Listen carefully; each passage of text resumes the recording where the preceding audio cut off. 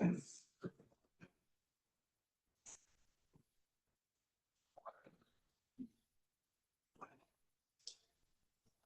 go ahead. Good evening. This is the September 18th to 2024 regular meeting of the New Canaan, Town of New Canaan Police Commission. Welcome all. Before we start, I would like to say a couple of things. I want to just take a moment before we begin our monthly meeting. The commission would like to acknowledge that, you know, our town's been going through a lot of series of sad and heartbreaking events. And we're truly hurting, and we are, as a community, hurting right now. We held a solemn 9/11 memorial service last week, and then we had 2 suicides that are very painful and tragic for the families, for the friends, for our schools, and for our community. The commission would like to recognize how valuable our emergency services personnel handle these events and they handle them with professionalism and with respect and with dignity. So we want to thank our police and our fire and EMS members who responded to these events. We're blessed to have them. So let me close with this, with just a moment of silence for the families affected by these painful events. Please keep them in your thoughts and prayers.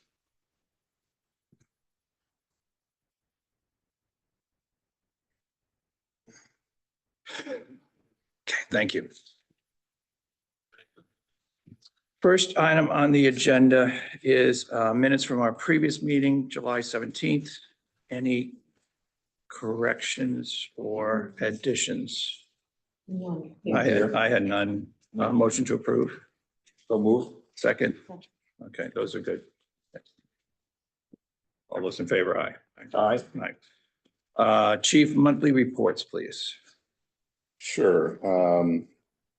First year-to-date budget, we are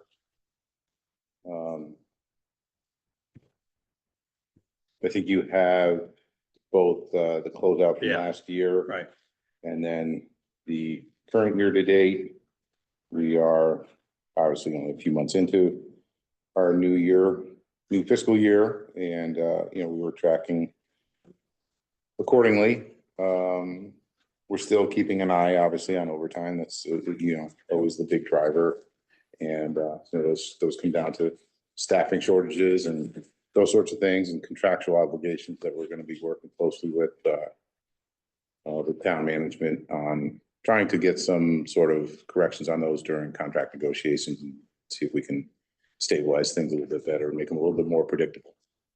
When do those start? Early next year, Yep. April, so Yeah. 25. Next up, monthly statistics. No major deviations from last year's year-to-date. We're on track pretty much across the board for most of our categories. Any questions on any of those? It looked like radar was up a lot in August, which is good. Yes. You know, good and bad, but Yeah. good for the obvious reasons. Yeah, right? we made a concerted effort to hire some extra personnel for traffic enforcement, given that school was starting again. So we've did some focused attention on some of the main arteries in and around and near directing towards the schools. So we that's why that number is a little bit higher. Good. And then staffing reports for July and August. Looks like we've worked with minimum shifts 60% or so of the time, 62%, 60% in August, which is trending down from where it was. It was up in the 80s and 70% in months prior. So hopefully that will continue to trend. Again, those are some of the things that we'd like to see if we can modify in the contract negotiations, so we're not constantly working with minimum shifts, because that's generally what drives our overtime once the shifts are at minimum, and then something happens and we've got to hire somebody at an overtime rate, and that's not good for business. And we've got 2 in field training right now, And how are they doing? They're Going doing great? great. Yeah, 2 in field training, and then 3 will be graduating first week of October from the academy. So we're going to be at full complement, get them trained up, get them through field training. And then by January, we should have be in a position where we could relocate our assigned SROs to all of the schools, to the elementary schools, because that's what these hires were, to backfill for those assignments. So we're looking forward to that. Excellent, good.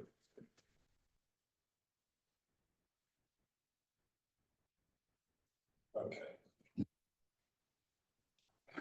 Topic A, road closure for New Canaan High School ergathon.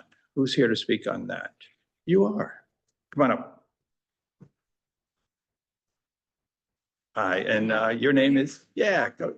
Oh, come on, we'd like you in the black chair, you know.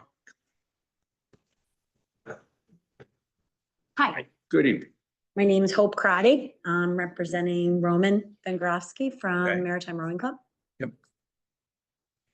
And the rowing club is really the school rowing team, correct? Yes. Right, it's not sponsored by the school, it's a private, it's off school budget, it's your Right. budget, right? In This- partnership with New Canaan High School, Right. yes. Okay, I think they filed all the papers, Yes. right? Yes. Okay, Yeah.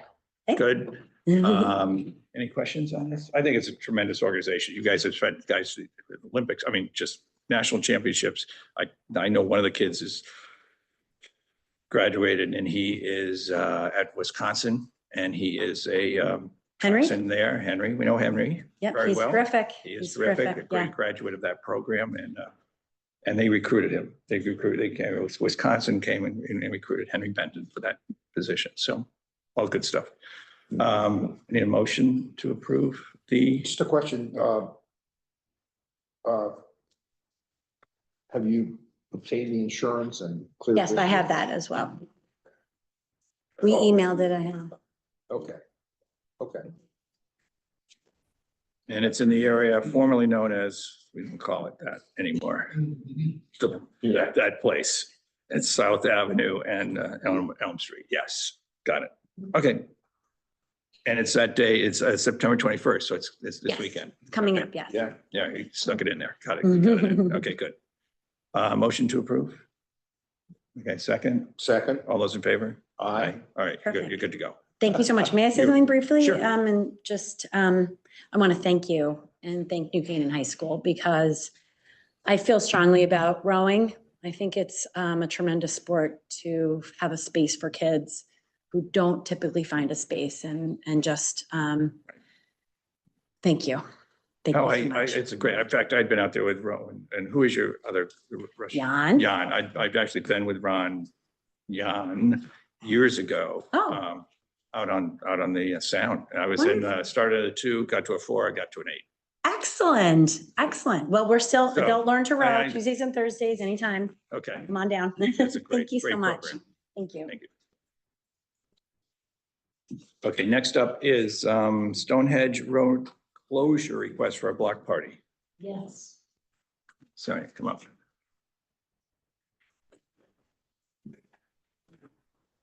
So this will be the 4th consecutive year that we're Okay. doing this, Okay. of course, with your permission.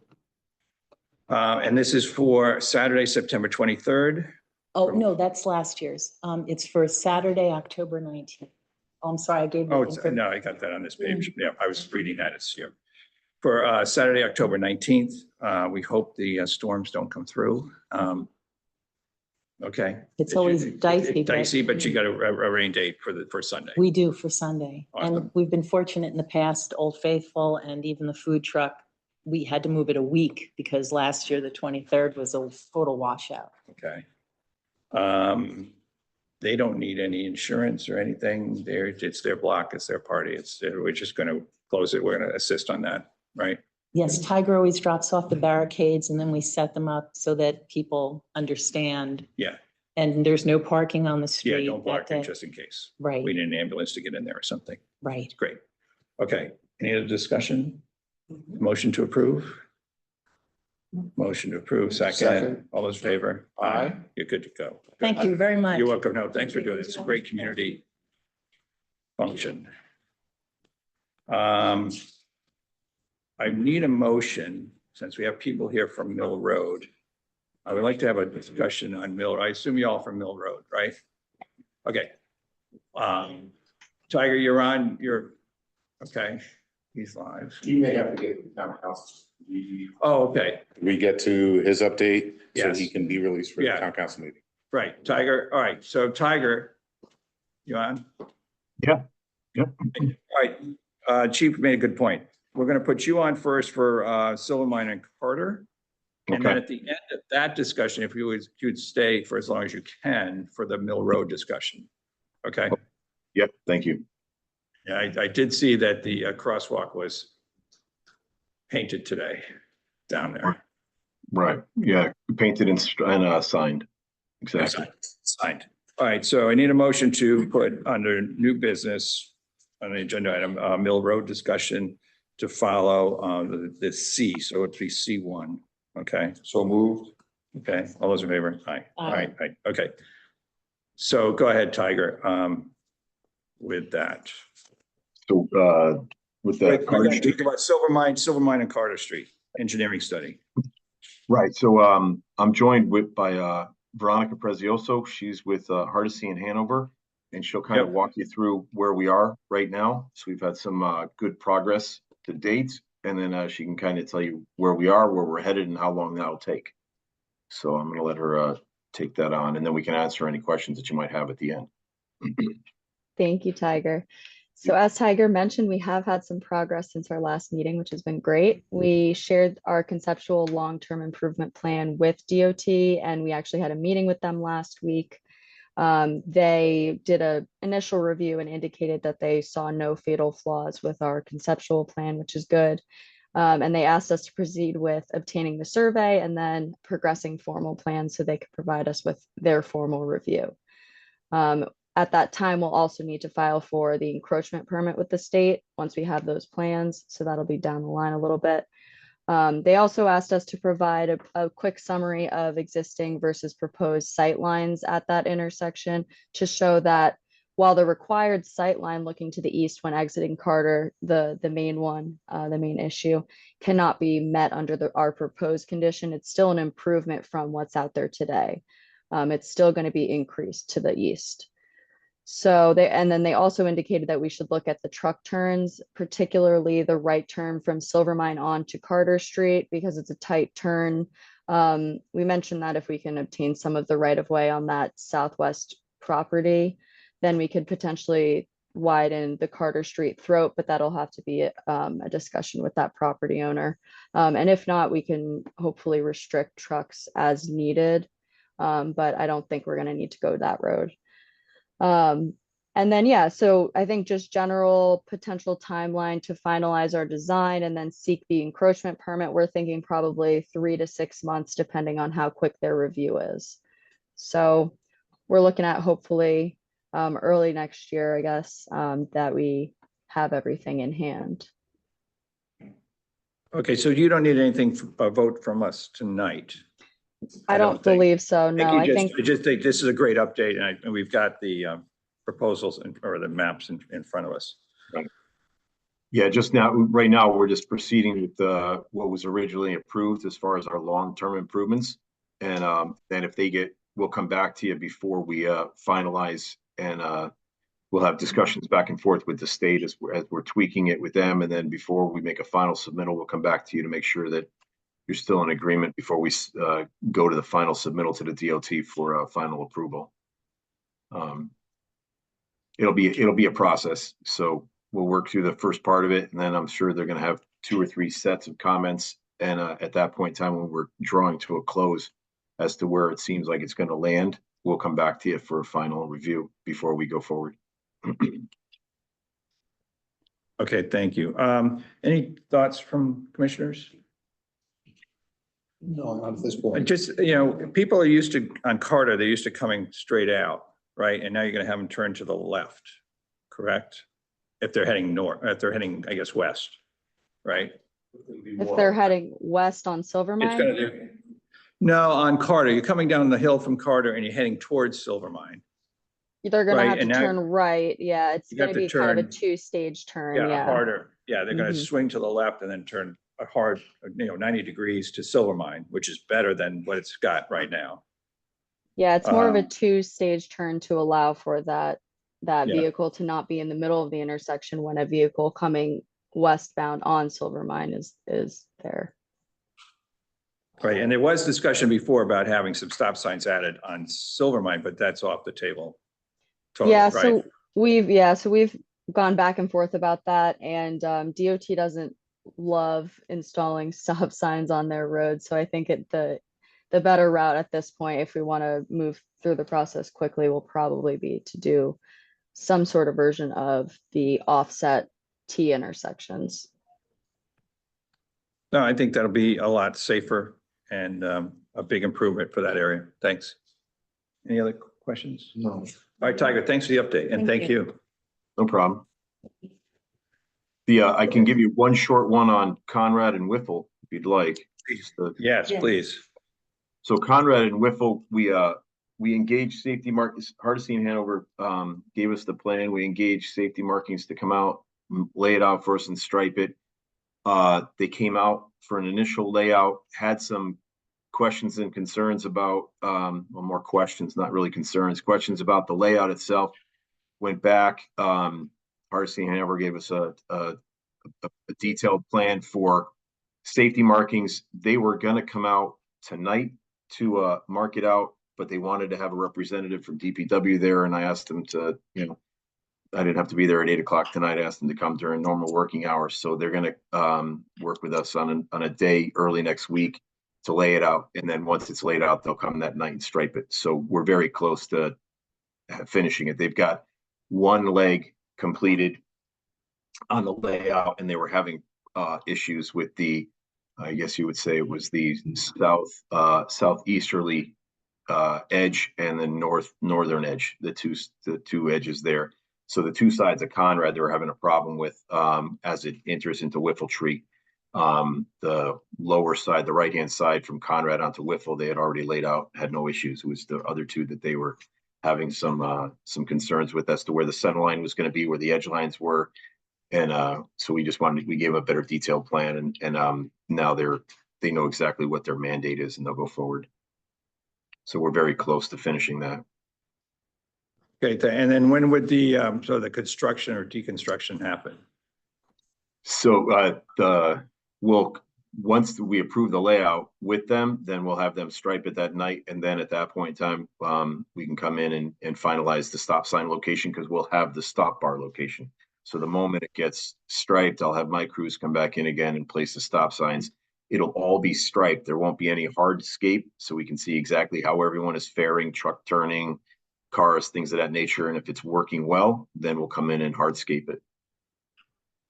Okay, and when would that be? What's the timing of that? Would that be this fall, or do you wait till? It can be. It really would come back down to the police department, DPW, and the commission itself, making sure that we're all in agreement that it's functioning as well as we want it to. Okay, great. All right, look forward to having you come back on that. Okay, Thanks. thank you. And then while we got you, Mill and Silver Mine, you put in the crosswalks today and signs? Yeah, we were, we had some, I wanted to have it in last week, and my schedule just didn't align with my crews for about 3-4 days in a row. So we were able to stripe it this morning, sign it this morning. It was probably done around noonish. And we'll see at that point in time. So it's properly marked at present. We did have 2 sets of people come by and walk it right while we were in the middle of it. They were very happy to see its installation. And that's about as far as we've gone so far. There was a request at that time from one gentleman to say, are we going to get one of the push button, which is basically the RFP? And I said that would have to come back to the commission at that point in time. So we wanted to see how the overall installation was functioning, and then if we need to upgrade it to a rapid rectangular flashing beacon, we can look at it at that time. Okay, great, thanks. You're welcome. If you would stay on for Mill Road discussion. All right, Thanks, Veronica. thank you. Mill Road, we've had problems with Mill Road speeding. Who wants to speak first? If you could come up, kind of give you 2 to 3 minutes, and I'd like to hear from you. And we got a mic right here. Don't be shy. You're not shy. Hi, Hi. my name's Neil McMorrow. I've lived on Mill Road since 2014. I'm literally right on the Norwalk line. So part of our property is in Norwalk, part of it is New Canaan. When we moved in, the Gray Barns had not been opened or finished. So even then, and our house is literally like this far away from the road. The part of the house, it's an old barn. And I do a lot of gardening along the road there. So I'm out there a lot. And the traffic has always, there's always, I don't know if you're familiar with Mill Road very much, but just it's very narrow on that end by me. It's kind of a straightaway with a blind curve. And then as you go up, it gets very narrow and then another straightaway. So ever since we've moved in there, the level of speeding is unbelievable. The volume of traffic when we first moved in was not that great. And maybe in 2015 or 16, I contacted New Canaan police and contacted Norwalk. New Canaan put a solar speed, you're going this speed, unfortunately, under a tree canopy. So it really didn't work. And Norwalk had an officer sit like on a Tuesday afternoon. He was very nice, but it's not that busy on a Tuesday afternoon. So it's all relative. But I've witnessed many absolutely close calls where people could have been killed from people speeding in those straightaways right by my house. I mean, at least probably a dozen. And it's just gotten worse because of the volume of the restaurant and people that are coming from outside the area. And we do seem to get a lot more trucks. It's become a cut through to Wilton and through to, downtown New Canaan. So it's not really for me. I only can speak for myself. It's not a volume issue. Sometimes it's not that busy. There are other times where it's very busy. It's really reckless driving and people mainly who don't live on the road, but quite honestly, a few who do live on the road and don't care. And it's just gotten worse, which I think after COVID, driving in general has gotten worse. I drive to the Bronx every day. The rules don't matter anymore. And so, but I've personally seen numerous close calls, and I think it's only a matter of time before somebody gets killed.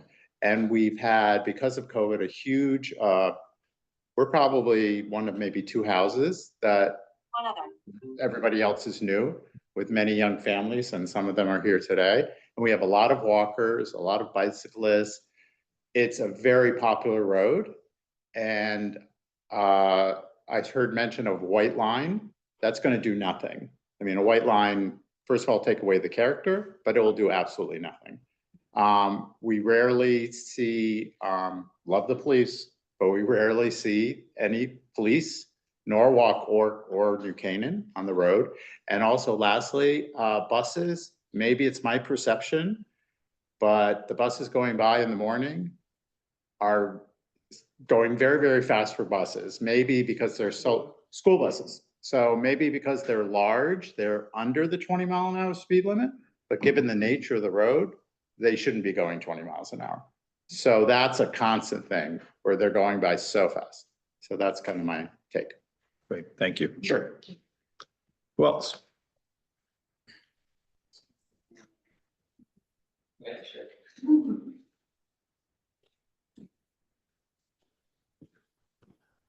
Hello.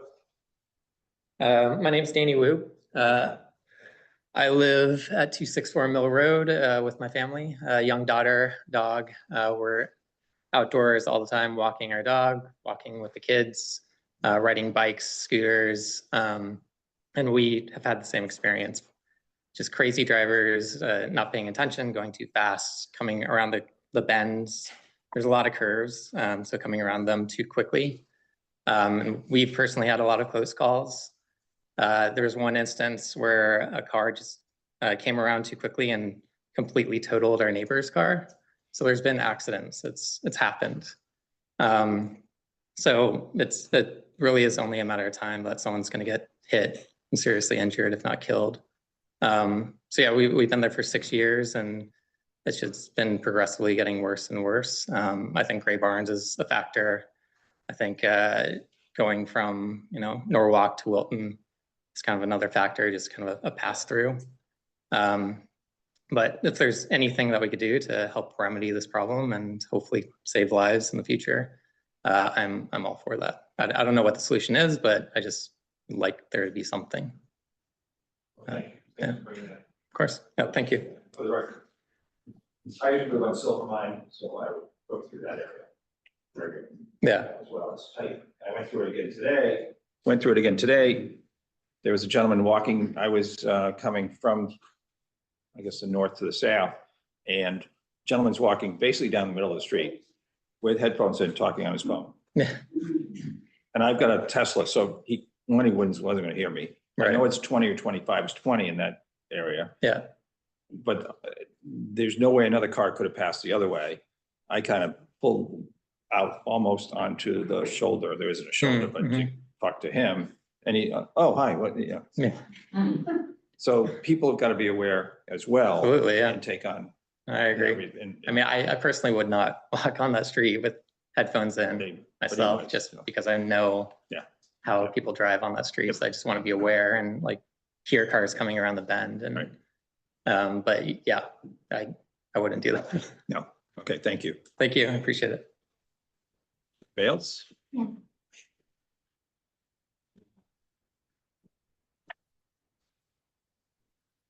Hi, my name is Lindsay Quinlan. Hi, I live Lindsay. at 231 Mill Road. I've lived on Mill for 2 years now. I have 2 young children. I have not experienced anyone on their headphones. The neighbors that I see in our neighborhood are actively engaged. We're talking, we're saying hello to each other. We're very cognizant of our surroundings. So I would say that that's relatively rare. My husband and my children and I were nearly hit by a car about 2 months ago this summer, right in front of Neil's house, 315. And he saw it, and I yelled at the car. And when I tell you my children and I were almost killed, that happened. And it is frightening how fast these drivers are going on this road. And as my neighbors have mentioned, there are young families, there are residents of our road that have lived in this neighborhood for years and years now. And they have said that this has remained a problem that has largely been unaddressed. So as my neighbors pointed out, before something really horrific happens and we're coming back having a different conversation, my hope is that we can find some way to curb the speeding and really save lives. Yeah. Anybody else? Can I just add one comment? Sure. Don't mind. I forgot. So I've lived in this area for my entire life. I commuted out of Darien for years. So I spent a lot of time in Darien. And they've done a really fantastic job on a lot of their roads with speed humps, with very sort of narrow bands warning. Because I think visual pollution is an issue for a lot of people, including myself. And we see on Silver Mine Road by the market and the Guild, you know, they have the signs, and I mean, it's like, it's way over the top. But something that, given the character of the area, speed humps that would really make people slow down, but not necessarily like a little speed bump. And I know there was some issue raised as far as, which was news to me, that's a snow emergency street. And that precludes the ability to have that. I wish that would be something that could be addressed because I mean, I've lived there 10 years. The last heavy snow we had was in 2015, the first year, and since then, nothing. So I think it's more important that we save somebody's life and children's lives or something. And that really is the point here, the discussion, because the amount of times that I've seen it, other people have seen it, experienced it, I'm absolutely amazed somebody hasn't been killed. So if we could really look into the speed humps and also maybe work with Norwalk, because right at my house is one of the worst areas where it's a straightaway that goes into a blind curve if you're going toward Gray Barn. So, yeah, so really you have that blind curve, and then you have over by the Modern House, the hill with a blind curve and a straightaway. So that's it. Thank you. Yeah. Tiger? Okay, Tiger, some, any thoughts here? And then, Deputy Chief Walsh. Hey, Paul. Sure, yep. We, Oh, have been looking- just- Tiger, just 1 second, we got. one more. My name's Ross Kronberg. I'm just adding on to what everyone else has said. Another issue I think on the road is severe overgrowth. I know it's, you know, the residents' responsibility to take care of their property, but maybe there's something the town can do to, guys, you gotta cut this, or if there's anything that they could add. Yeah. And that creates blind spots, and then the people driving, looking at their phones, going 40 miles an hour. So overgrowth, I think, is an issue as well.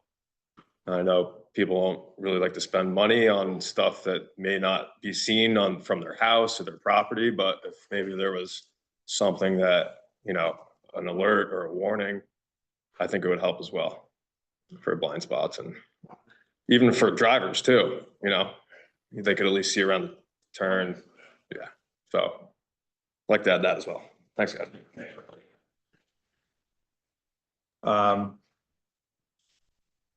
Let's go, hey, Tiger, let's go to, Deputy Chief Walsh first. Oh, okay, sorry, one more. That's okay. John H.U. 247 Mill. We've lived there for 31 years. I think if you were doing an audit of traffic, you would find that there are many, if not more, walkers, bikers, baby carriages, and runners than cars. And it just, additionally, that's problematic, obviously, in terms of a really fun road that people say this is going to be fun to drive on, especially if you're 17 years old or 57, whatever. The other thing I want to add, though, is I was just in Oregon, in Portland, and they have speed bumps which you can remove, which might obviate the issue of snow emergency. We'll think of that. Okay, Okay. thank you. Andy? Deputy Chief Walsh first. Sure, I can give some data points. We were getting some complaints this summer, so we obviously reacted to that.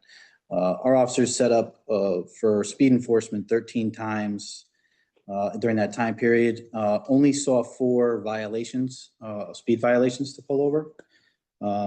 That could be for various reasons, whether it was the time of day or there wasn't a speeding issue at that time, or the officer, you know, it's a narrow road, so having a full police car there, it's kind of hard to hide.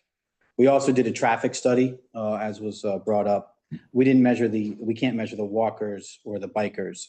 We do understand that it is a highly traversed area for pedestrians and bikers. It's a beautiful road, you know, it goes along the river, it's very bucolic, so.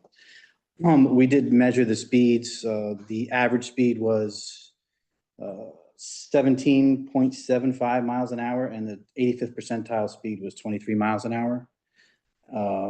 There was, you know, there were a couple speeders here and there. The maximum speed was 49 miles an hour at some point. So that's obviously very quick for that narrow road.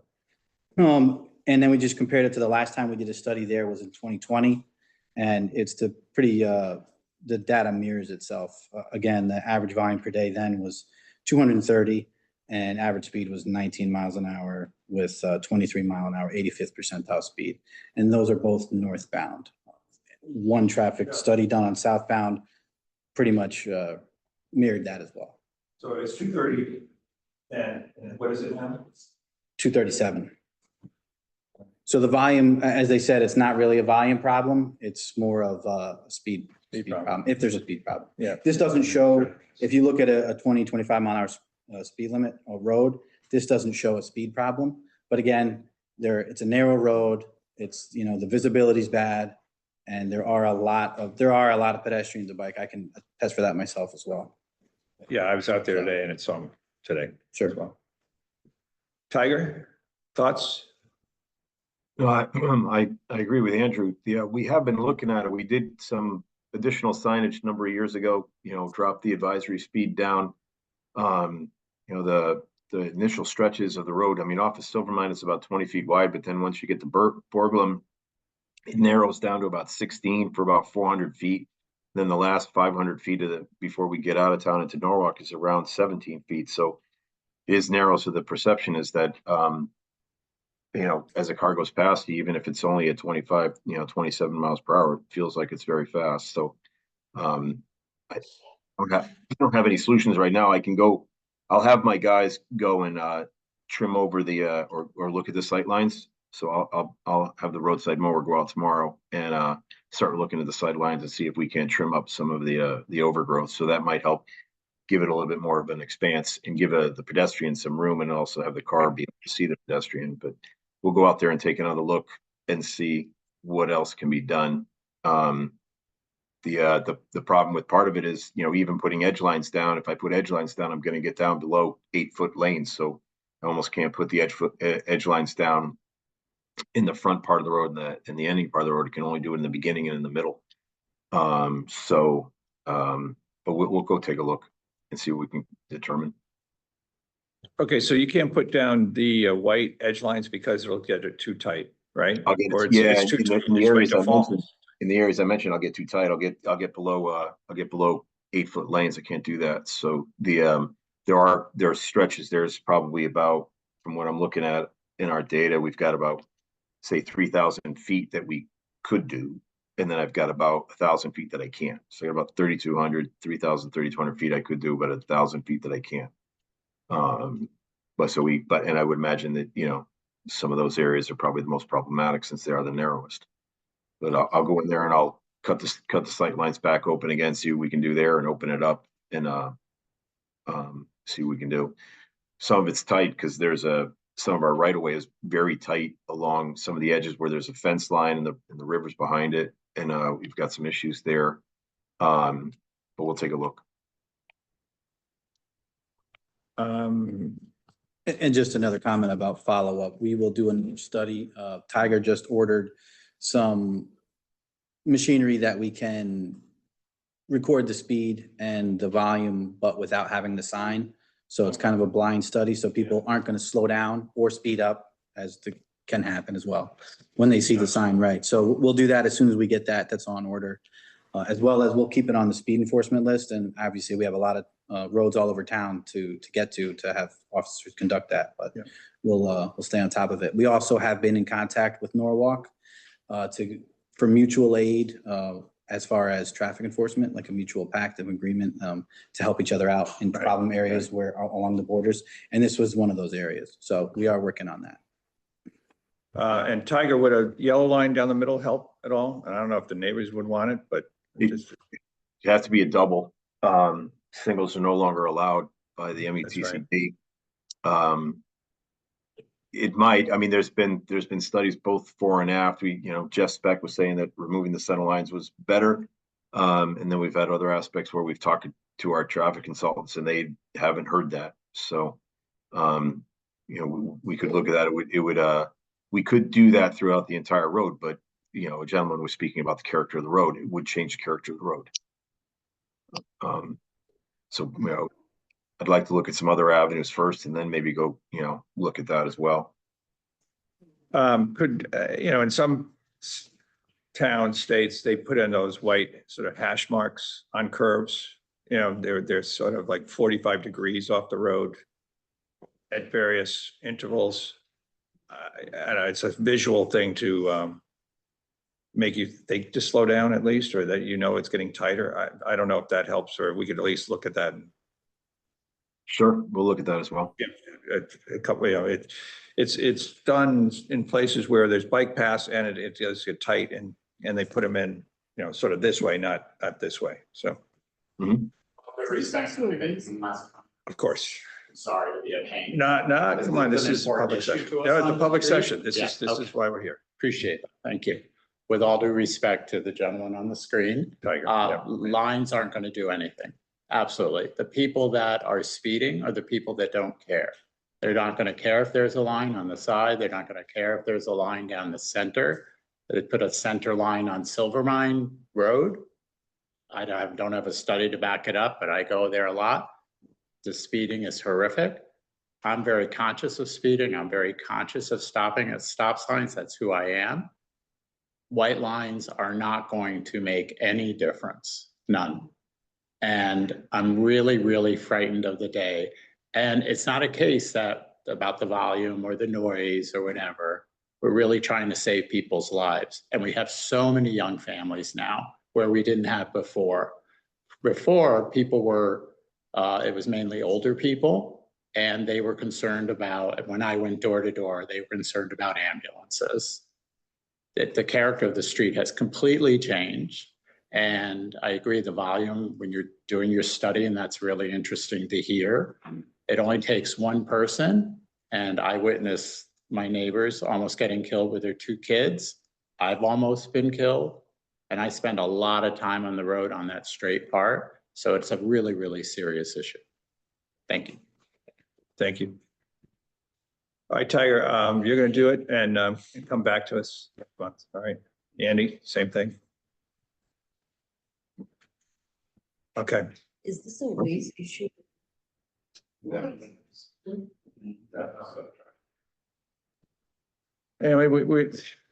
it's very frustrating for us.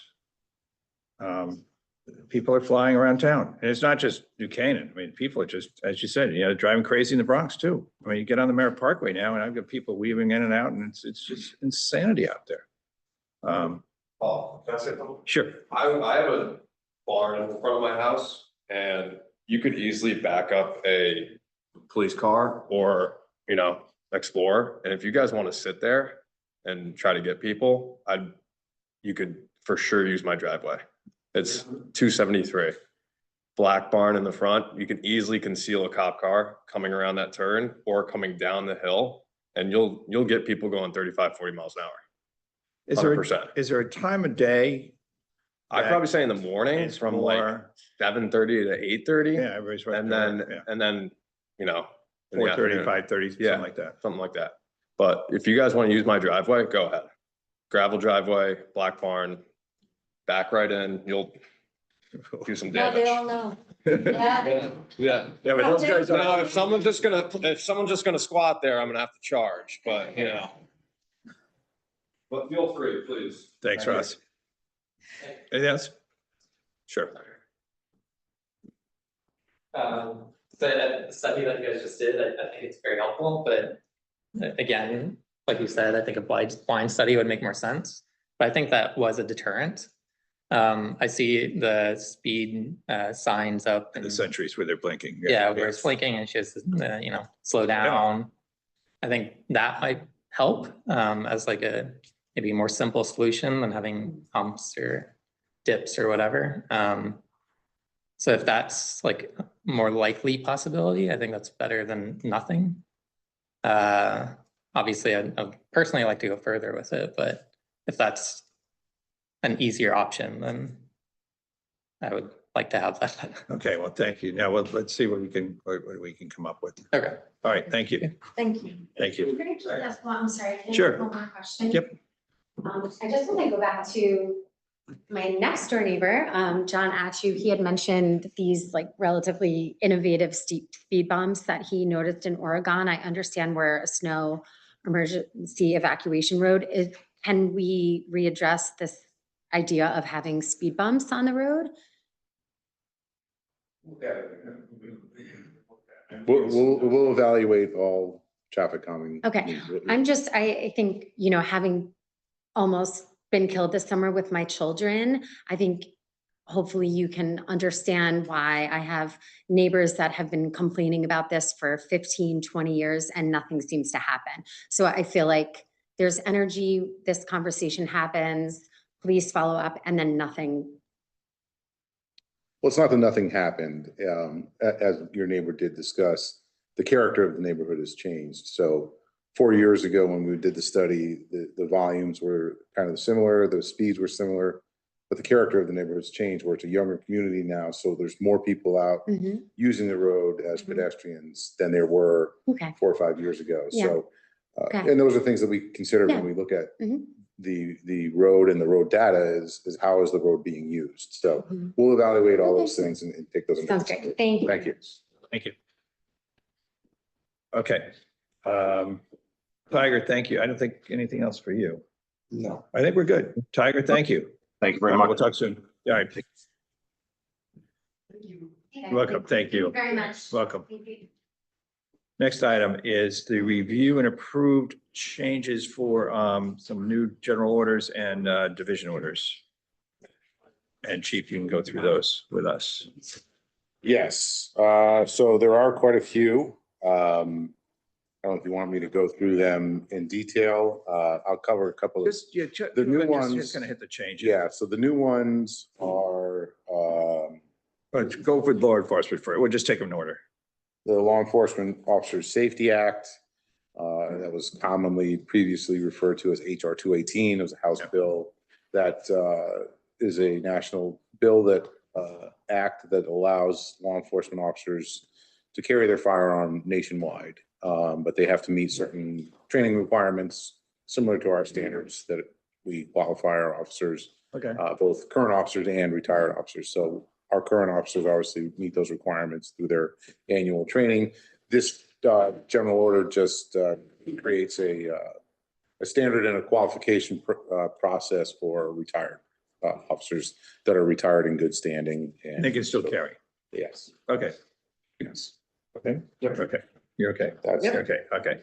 that one. Firearms training. This is important. What's that?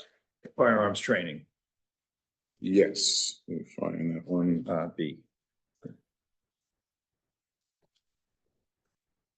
That just updates some language to our current general order, making way for the new firearms that we're purchasing for.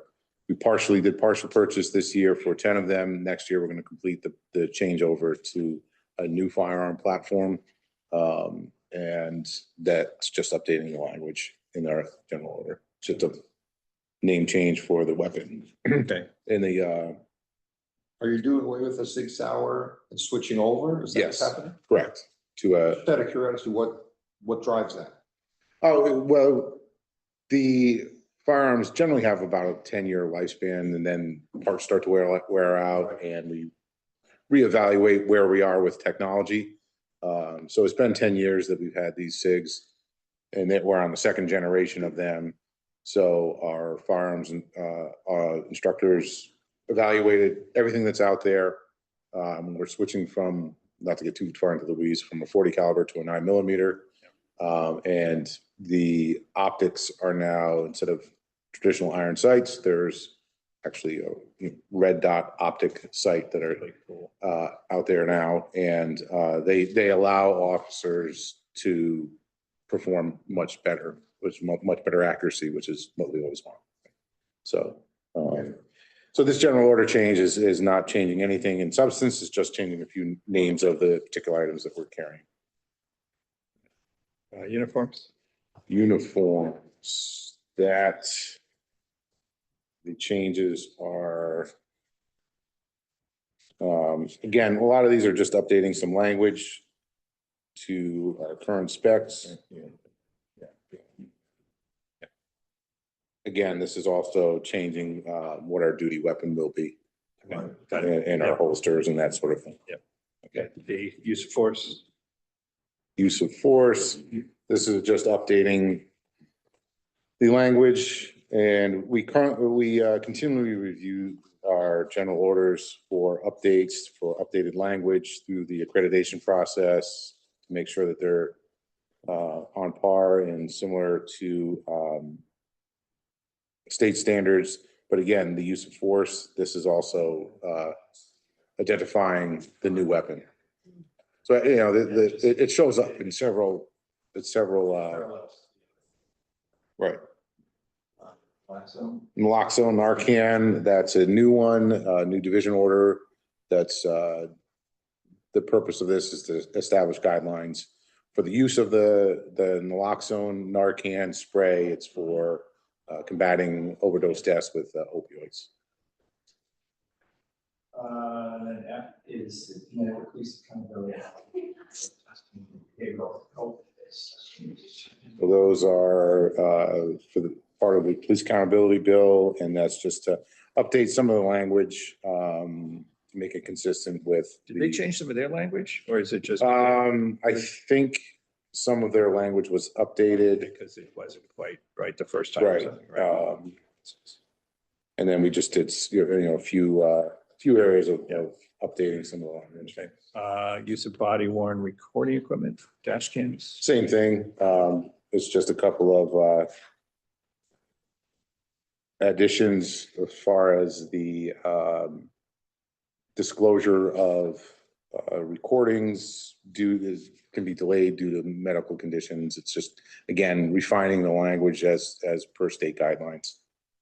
Okay, and then blood-borne pathogens. That one deleted some old language, deleted police matrons, which we no longer have, added the animal control officer. So just again, updating some of the language. Okay. And traffic. Ancillary services.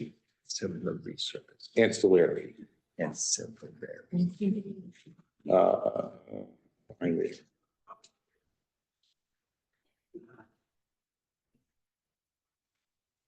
And just updated some language regarding the forms that we use instead of police inventory forms. It's a tow form that's currently used. So it's just updating again, cleaning up some language that's outdated. Okay, any questions on any of this? No. No. Motion to approve the changes? Second? Motion to approve all the changes. All those in favor? Aye. Aye. Thank you, chief. Update on building renovations. All right, here's what we got. We met on the 12th, last Thursday morning. The town contingency at that time was $1,021,240.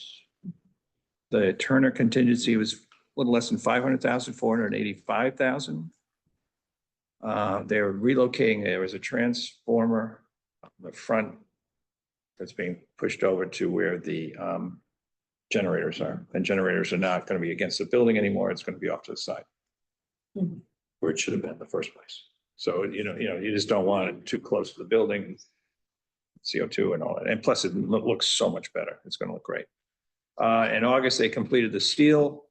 The cell area is done. They're pouring concrete now. The basement trench was finished. Drywall's going up. There was some little easement issue with Eversource, and they're working that out with everybody, and that'll get solved shortly. So they seem to be pretty much on schedule. It rained like crazy a few weeks ago, and the building seemed pretty watertight. Did not leak into the. Well, that's good. That was a Did not leak into the gym. 100-year downpour we had. Yeah, Good weather. I mean, we had 5-6 inches of rain and it didn't leak, so. Yeah, maybe more. Yeah. So that was good. That was key. Yeah, that transformer moved. We're in pretty good shape, again, it was supposed to be done by Thanksgiving next year. It'll be sooner than that. Oh, Really? I'm not gonna say the date, because it'll be sooner than Thanksgiving. Unless something happens. I know. Yeah, but I got other people telling town Board of Finance and Board of Selectmen much earlier dates, which I just hate to quote. And I'm not gonna quote them here because No, I I will wouldn't. jinx this. Promise. But it was supposed to be, November of 25, hopefully months sooner, yes. Just depends on, and again, because it's our building, everything has to be in it and done before we can go in. We can't, it's not like your house where, okay, that bathroom's gonna get finished later, we gotta come in later and paint, we're gonna, we can move back into our homes, but we, you can't move back into a PD and have workmen walking all over the place. That's that. Okay, number, that's that. City Department, Chief? We have to go through the. Yes, I've got to make that under other matters. Yes, thank you for the reminding me. Please. You don't want to get out of here without talking to you. Okay, State Department memorandums. Let's see. Commendations. Commendations. Very nice ones. We have a letter of commendation to Officer Rizzatelli for his hard work during the field training process. He was a primary field training officer and did an excellent job. I think this was his first time as a primary officer.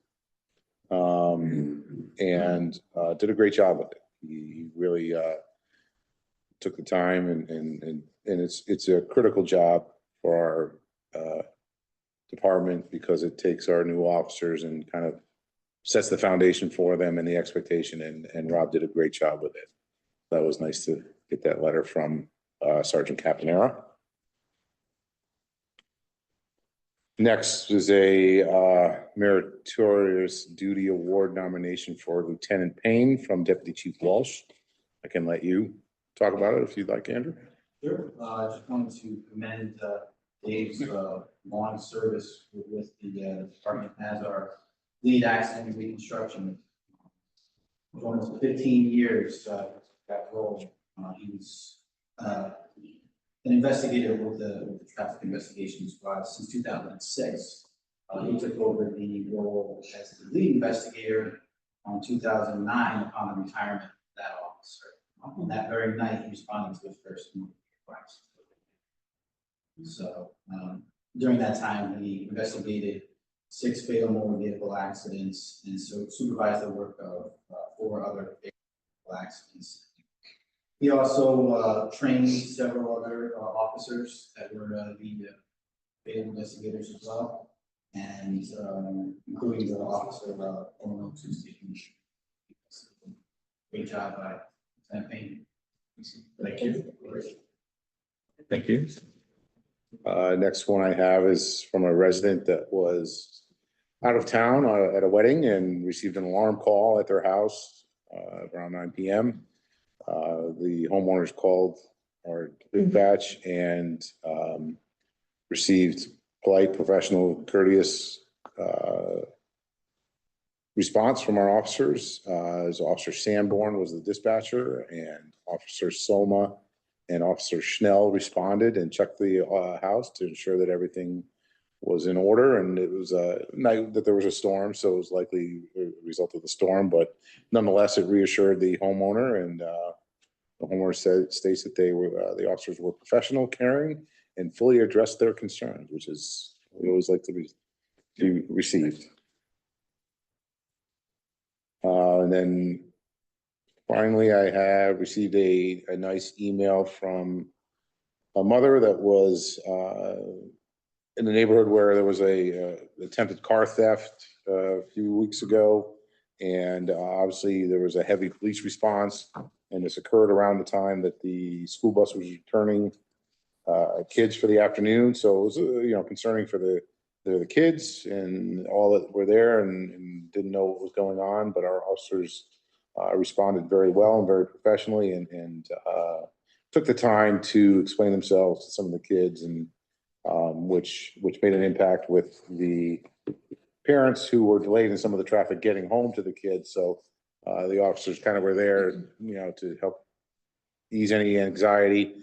So that was the day shift. Officers Bentley, Dewey, Gibson, Officer Coughlin, Officer Moray, and Lieutenant Ferraro and Sergeant Calamine. So they all did a great job. It was a big response. It was The appropriate response. yeah, it was an attempted car theft, and the homeowner and vehicle owner were home at the time and was confronted in the driveway. So it was an all-out response. Yep.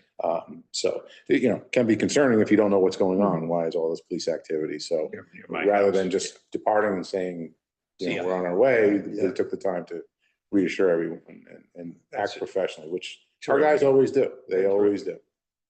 And it's great to see, and it's great to see from our perspective, because quite honestly, it makes our job easier. every day. Us too. Yeah, they do a tremendous job, so. And we're very, very thankful for them. Okay, final, under other matters, it was brought to our attention from our town CFO. We wanted to just go through some expenses. Can I just add that to the agenda item? Review of expense items for uniforms. Yes. Yes. So this was So we go, we have a vote. Move that to the agenda. All those in favor, aye. Okay, Aye. got it. It's on the agenda. yeah, so, uniforms are reimbursed to officers. They get an allotment of $700 a year. And per the contract, there is a sentence in the contract that says the administration and disbursement authorization of these funds shall rest with the police commission. Our CFO found that language and was concerned that the auditors want to hold us to that. What we Make sure, yeah.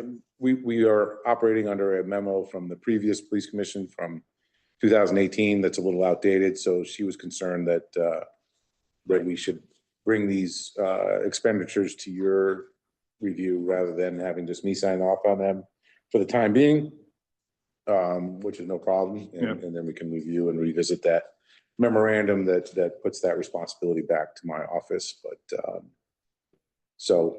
Got it. More of a, I'm just looking for that memorandum you gave me. I have papers here. No, it's one No. dated that's now my name on it. is it under your notebook maybe? This is your part. I hope so. Let's see. It is under the notebook. Hidden away. Okay. Yes, thank you. All right, so So these are normal clerical things that I sign off on historically.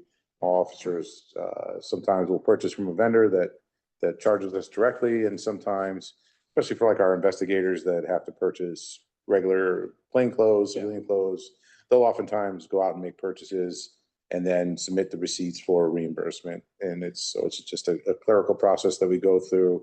We monitor. Jennifer stays on top of how much they use in their clothing allowance throughout the year. No one ever exceeds their allotment of $700. So this is kind of a clerical process that we go And you through. monitor what they're buying. Yes, yeah, and it's any kind of uniform or equipment that they would reasonably use on duty. Again, like our investigators, they're required to dress business casual, so they wear those sorts of things. Our officers wear uniforms, their gear equipment, their gear holders and those sorts of things. So anything that's related to their police work, shoes, socks, everything, so. right, and I went through them, you've gone through them. It looked as though, and anything that was purchased that was sort of business casual or business, everything purchased was on sale. So these guys nobody bought anything retail, all right? Everything was bought. Yeah, and we don't. I buy everything on sale too. Yeah. This is a Brooks Brothers shirt, by the way, brought on sale. I think I paid $85 for it. Yeah, so, and that's what I saw here as well. Yep, no, they're consistent, and we, occasionally we catch things that are, we feel are not appropriate, and we send it back to You've the kicked them officers. out. Yep. Okay. So,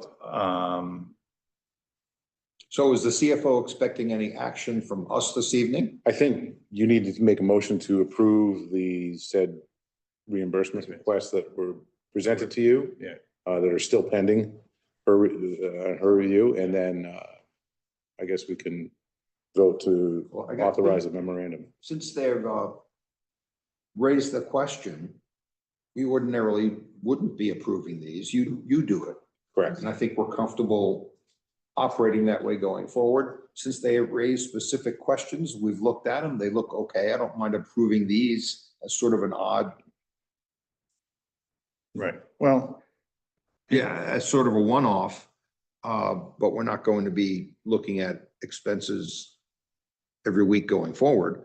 So, which is why we had this memorandum in place, which was, I don't know, years ago. I think it's 2018 was the last time it was. Take a look at that, and if we could pass that, that could solve the problem of us having to check the box. yeah, no, I saw this. I'm happy to approve that. But I'm saying you can also approve, because the question was raised, we looked at these and they look fine. Right.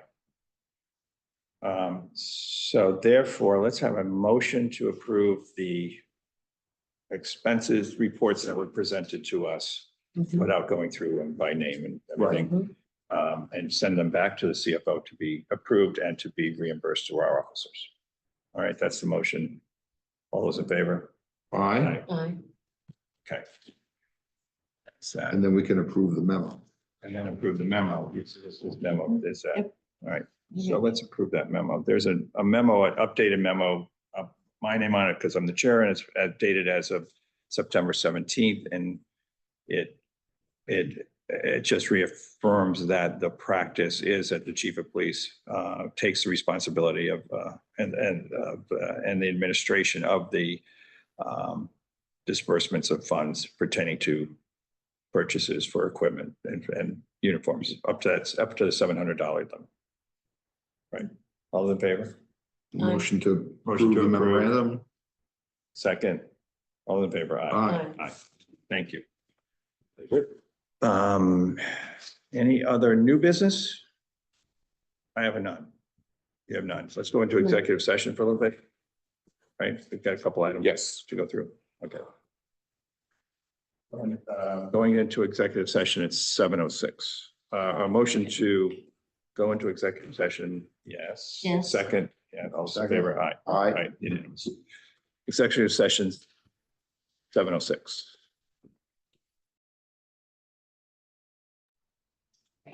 Okay, we're gonna vote to go, I need a motion to go out of executive session. So move. Second. All in favor, Aye. Any other business to discuss? Seeing none, let's have a motion to adjourn. And a second, Second. all those in favor? Aye. Adjournment at 7:30. Thank you.